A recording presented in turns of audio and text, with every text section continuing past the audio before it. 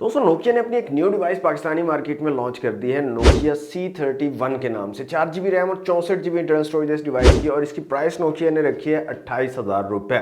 6.7 inch का IPS display यहाँ पर लगाया गया, 720 पिक्सल के रेजोल्यूशन है और ड्यूड्रॉप नॉच वाला डिस्प्ले है।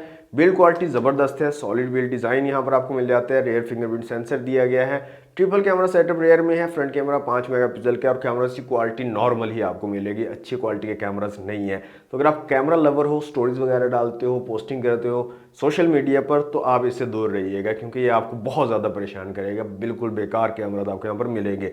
हाँ, यहाँ पर एक अच्छी चीज़ मुझे लगी, बैटरी इस बार बड़ी कर दी है, 5050 mAh की बैटरी लगाई गई है। इससे पहले वाला था C21, उसमें 3000 mAh की बैटरी थी, जो बहुत जल्दी ख़त्म हो जाती थी। तो C31 में जो है 5000 mAh की बैटरी लगाएगी है, थोड़ा बैटरी बैकअप आपको अच्छा मिल जाएगा। 10 वॉट की चार्जिंग के साथ है ये डिवाइस।